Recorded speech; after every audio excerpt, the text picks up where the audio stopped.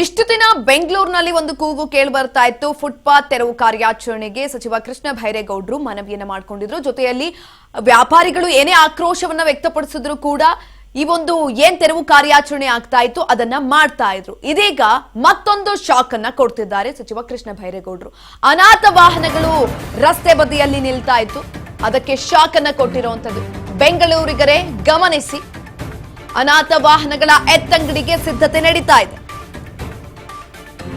Footpath ತೆರವು ಬಳಿ ಮತ್ತೊಂದು ಶಾಕ್ ಇದೀಗ ಸರ್ಕಾರ ಕೊಟ್ಟಿದೆ. ರಸ್ತೆ ಬದಿ ನಿಂತಲ್ಲೇ ನಿಂತ ವಾಹನಗಳ ತೆರವಿಗೆ ಸಜ್ಜನ್ನ ಮಾಡ್ತಾ ಇದೆ.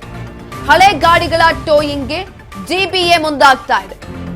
ಜಿಬಿಎ ಪೊಲೀಸ್ ಜಂಟಿ ಕಾರ್ಯಾಚರಣೆಯಲ್ಲಿ ನಡೀತಾ ಇರುವಂತಹ ತೆರವು ಕಾರ್ಯಾಚರಣೆ ಇದು. ಅನಾಥ ವಾಹನಗಳ ಟೋಯಿಂಗ್ಗೆ ಸಿದ್ಧತೆಯನ್ನ ಮಾಡಿಕೊಳ್ಳಲಾಗ್ತಾ ಇದೆ. ಇಷ್ಟು ದಿನ ಕೇವಲ ಅನಧಿಕೃತವಾಗಿ ಯಾರೆಲ್ಲ ಬೀದಿ ಬದಿಗಳಲ್ಲಿ ಅಂಗಡಿಗಳನ್ನ ಹಾಕೊಂಡಿದ್ರೋ ಅವರಿಗೆ ಶಾಕ್ ಅನ್ನ ಕೊಟ್ಟಿದ್ರು. ಅಧಿಕಾರವನ್ನ ವಹಿಸಿಕೊಂಡ ನಂತರ ಕೃಷ್ಣ ಭೈರೇಗೌಡರು ಶಾಕ್ ಅನ್ನ ಕೊಟ್ಟಿದ್ದಂತೆ. ಅನಾಥ ವೆಹಿಕಲ್ಸ್ಗೂ ಕೂಡ ಇದೀಗ ಸಚಿವ ಕೃಷ್ಣ ಭೈರೇಗೌಡರು ಶಾಕ್ ಅನ್ನ ಕೊಡ್ತಾ ಇರುವಂತದ್ದು. ಯಾಕಂತ ಅಂದ್ರೆ ನಗರದ ಪ್ರಮುಖ ರಸ್ತೆಗಳಾಗಿರ್ಬೋದು, ಉಪರಸ್ತೆಗಳಾಗಿರ್ಬೋದು, ಅವೆಲ್ಲವೂ ಕೂಡ ಇರುವಂತದ್ದು, ಫುಟ್ಪಾತ್ ಏರಿಯಾ ಆಗಿರ್ಬೋದು, ಅದೆಲ್ಲವೂ ಕೂಡ ಪಾದಾಚಾರಿಗಳಿಗೆ ಓಡಾಡೋದಕ್ಕಂತ ಇರುವಂತದ್ದು. ಆದ್ರೆ ಅದನ್ನ ಒತ್ತುವರಿ ಮಾಡ್ಕೊಂಡಿದ್ರು. ಹೆಂಗ್ ಬೇಕೋ ಹಂಗೆ ವೆಹಿಕಲ್ಸ್ ಅನ್ನ ನಿಲ್ಸಿದ್ರು. ಫುಟ್ಪಾತ್ ಮೇಲೆ ಅಧಿಕೃತವಾಗಿ ಅನಧಿಕೃತವಾಗಿ ವೆಹಿಕಲ್ಸ್ ಗಳನ್ನ ನಿಲ್ಸಿದ್ರು. ಕಾನೂನು ಬಾಹಿರವಾಗಿ ನಿಲ್ಸಿರುವಂತಹ ವೆಹಿಕಲ್ಸ್ ಗಳನ್ನ ಎತ್ತಂಗಡಿ ಮಾಡಬೇಕು ಅಂತ ಇದೀಗ ಸಚಿವ ಕೃಷ್ಣ ಭೈರೇಗೌಡರು ಗಡುವನ್ನ ಕೂಡ ಕೊಟ್ಟಿದ್ದಾರೆ. 7 ದಿನದೊಳಗಡೆ ನೀವು ವೆಹಿಕಲ್ಸ್ ಅನ್ನ ಎತ್ತಂಗಡಿ ಮಾಡ್ಲಿಲ್ಲ ಅಂತ ಅಂದ್ರೆ ಅದನ್ನ ನಾವೇ ಕಳಿಸ್ತೀವಿ ಅಂತ ಇದೀಗ ಹೇಳ್ತಾ ಇರುವಂತದ್ದು. ಬೆಂಗಳೂರಿನಲ್ಲಿ ಆಪರೇಷನ್ ವೆಹಿಕಲ್ ಶುರುವಾಗ್ತಾ ಇದೆ. ಹಳೆ ಗಾಡಿಗಳ ಟೋಯಿಂಗ್ಗೆ ಚಾಲನೆಯನ್ನ ಕೂಡ ಕೊಡಲಾಗಿದೆ. ಹಳೆ ವಾಹನಗಳ ತೆರವಿಗೆ ಕೃಷ್ಣ ಭೈರೇಗೌಡ ಚಾಲನೆಯನ್ನ ಕೊಟ್ಟಿದ್ದಾರೆ. ವಾಹನಗಳ ಮೇಲೆ ನೋಟಿಸ್ ಅನ್ನ ಅಂಟಿಸಿದ್ದಾರೆ. ಬಳಿಕ ಟೋಯಿಂಗ್ ಅನ್ನ ಮಾಡ್ತಾ ಇರುವಂತದ್ದು. ವಾಹನಗಳಿಗೆ ವೀಲ್ ಕ್ಲ್ಯಾಂಪ್ ಅನ್ನ ಹಾಕಲಿದ್ದಾರೆ ಜಿಬಿಎ ಅಧಿಕಾರಿಗಳು. ಹಳೆ ವಾಹನ ಮಾಲೀಕರಿಗೆ 7 ದಿನಗಳ ಗಡುವನ್ನ ಕೂಡ ಕೊಡಲಾಗಿದೆ. ನಿಗದಿತ ಅವಧಿಯಲ್ಲಿ ಖಾಸಗಿ ಜಾಗಕ್ಕೆ ಸ್ಥಳಾಂತರ ಮಾಡಬೇಕು. ಶಿಫ್ಟ್ ಮಾಡದಿದ್ರೆ ಮಾಲೀಕರಿಗೆ ಶಾಕ್ ಕಾದಿದೆ. ಶಿಫ್ಟ್ ಅನ್ನ ಮಾಡಲೇಬೇಕು ಅಂತ ಇದೀಗ ಹೇಳ್ತಾ ಇರುವಂತದ್ದು. ಅಧಿಕೃತವಾಗಿ ಚಾಲನೆಯನ್ನ ಕೂಡ ಕೊಟ್ಟಿದ್ದಾರೆ ಕೃಷ್ಣ ಭೈರೇಗೌಡರು ಈ ಸಂದರ್ಭದಲ್ಲಿ.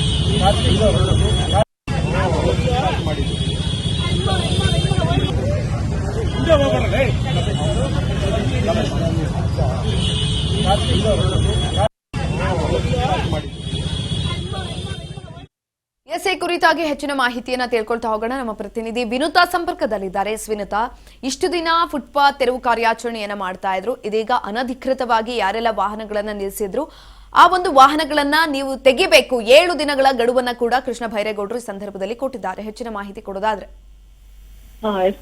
ಸಾರ್ವಜನಿಕ ರಸ್ತೆಗಳಾಗಿರ್ಬೋದು, ಖಾಲಿ ಜಾಗ ಮತ್ತೆ ಇತರ ಸಾರ್ವಜನಿಕ ಸ್ಥಳಗಳಲ್ಲಿ ಏನು ಹಲವು ದಿನಗಳಿಂದ ಬಿಟ್ಟೋಗಿರ್ತಾರೆ ಅನಾಥ ವಾಹನಗಳ ವಿರುದ್ಧ ಇದೀಗ ಜಿಬಿಎ ಒಂದ್ ರೀತಿ ವಿಶೇಷ ಕಾರ್ಯಾಚರಣೆಗೆ ಮುಂದಾಗಿರುವಂತದ್ದು. ಅಂದ್ರೆ ಬೆಂಗಳೂರು ಸಂಚಾರ ಪೊಲೀಸರ ಒಂದು ಸಹಯೋಗದಲ್ಲಿ ಇವತ್ತಿನಿಂದ 5 ನಗರ ಪಾಲಿಕೆಗಳ ಒಂದು ವ್ಯಾಪ್ತಿಯಲ್ಲಿ ಒಂದು ಕಾರ್ಯಾಚರಣೆ ನಡೆಸ್ತಾ ಇದೆ. ಅಂದ್ರೆ ಮೊದಲಿಗಾಗಿ ಯಾವೆಲ್ಲ ವಾಹನಗಳನ್ನ ರಸ್ತೆ ಬದಿಯಲ್ಲಿ ನಿಲ್ಲಿಸಲಾಗಿದೆ ಅಂತಹ ರಸ್ತೆ ಬದಿಯಲ್ಲಿ ನಿಂತಿರುವಂತಹ ವಾಹನಗಳಿಗೆ ನೋಟಿಸ್ ಅನ್ನ ನೀಡಲಾಗ್ತದೆ. ತದನಂತರದಲ್ಲಿ ಅದನ್ನ ಯಾರು ಕೂಡ ಅದನ್ನ ವಶಪಡಿಸಿಕೊಳ್ಳೋದಕ್ಕೆ ಮುಂದಾಗದ ನಂತರದಲ್ಲಿ ಹರಾಜು ಪ್ರಕ್ರಿಯೆ ಕೂಡ ನಡೆಸಲಾಗುವಂಥದ್ದು.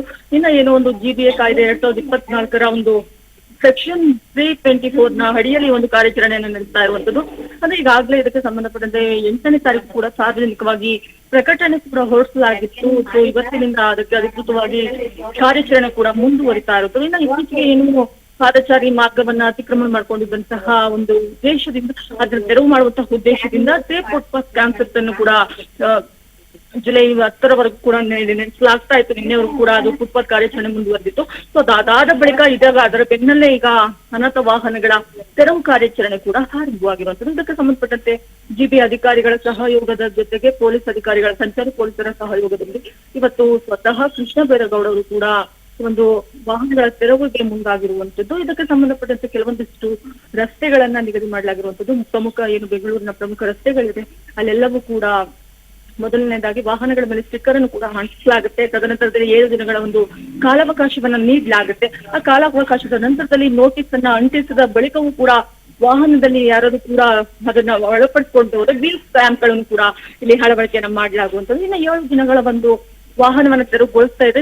ತದನಂತರದಲ್ಲಿ ಜಿಪಿಎ ಮತ್ತು ಸಂಚಾರ ಪೊಲೀಸರ ಒಂದು ಜಂಟಿ ವಾಹನದಲ್ಲಿ ಟೋಯಿಂಗ್ ಕೂಡ ಮಾಡಿ ಅದನ್ನ ವಶಕ್ಕೆ ಪಡ್ಕೊಳ್ಳಲಾಗ್ತದೆ. ತದನಂತರದಲ್ಲಿ ಏನು ನ್ಯಾಯಾಲಯದ ಒಂದು ಅನುಮತಿಯನ್ನು ಪಡೆದು ಅದನ್ನ ಸಾರ್ವಜನಿಕವಾಗಿ ಹರಾಜು ಹಾಕುವಂತಹ ಒಂದು ಪ್ರಕ್ರಿಯೆ ಕೂಡ ಮಾಡುವಂತದ್ದು. ಸುಕನ್ಯಾ. ಎಸ್ ವಿನುತಾ, ಇದೀಗ 7 ದಿನಗಳ ಗಡುವನ್ನ ಕೊಟ್ಟಿರುವಂತದ್ದು. 7 ದಿನಗಳೊಳಗಡೆ ವೆಹಿಕಲ್ಸ್ ನ ಎತ್ತಂಗಡಿ ಮಾಡ್ಲಿಲ್ಲ ಅಂದ್ರೆ ನೆಕ್ಸ್ಟ್ ಯಾವ ರೀತಿಯಾದಂತ ಕ್ರಮವನ್ನ ತೆಗೆದುಕೊಳ್ತಾರೆ? ಸುಕನ್ಯಾ, ಈಗ ಏನಾಗಿದೆ ಅಂದ್ರೆ ನಮ್ಮ ಬೆಂಗಳೂರಿಗೆ ಸಂಬಂಧಪಟ್ಟ ಅನಾಥ ವಾಹನಗಳ ತೆರವಿಗೆ 7 ದಿನಗಳ ಒಂದು ಗಡುವನ್ನು ನೀಡಲಾಗಿರುವುದು. ಯಾಕಂದ್ರೆ ಬರೋಬ್ಬರಿ ನಮ್ಮ ಬೆಂಗಳೂರಿನಲ್ಲಿ ಈಗಾಗಲೇ 1518 ವಾಹನಗಳನ್ನ, ಅನಾಥ ವಾಹನಗಳನ್ನ ಇಲ್ಲಿ ಗುರುತನ್ನ ಮಾಡಲಾಗಿರುವಂತದ್ದು. ಸೊ ಹಾಗಾಗಿ ಅದರಲ್ಲೂ ಕೂಡ ಒಂದೇ ವ್ಯಾಪ್ತಿಯಲ್ಲಿ, ಕೇಂದ್ರ ನಗರ ವ್ಯಾಪ್ತಿಯಲ್ಲಿ 403 ವಾಹನಗಳು ಇಲ್ಲಿ ಇರುವಂತದ್ದು. ಸೊ ಹಾಗಾಗಿ ಏನ್ ಮಾಡ್ತಾ ಇದಾರಪ್ಪ ಅಂದ್ರೆ ಇವತ್ತಿನಿಂದ ವಾಹನ ತೆರವಿಗೆ ಮುಂದಾಗಿರೋದು. 7 ದಿನಗಳ ಬಳಿಕ ಏನಾದ್ರೂ ಆ ಒಂದು ವಾಹನಗಳನ್ನ ತೆರವು ಮಾಡುವಂತಹ ಪ್ರಕ್ರಿಯೆಗೆ ನೋಟಿಸ್ಗೆ ರೆಸ್ಪಾನ್ಸ್ ಮಾಡದೆ ಪಕ್ಷದಲ್ಲಿ ಅದನ್ನ ಏನು ಸಾರ್ವಜನಿಕವಾಗಿ ನ್ಯಾಯಾಲಯದ ಸಮ್ಮತಿಯ ಮೇರೆಗೆ ಹರಾಜನ್ನ ಹಾಕಲಾಗುವಂಥದ್ದು.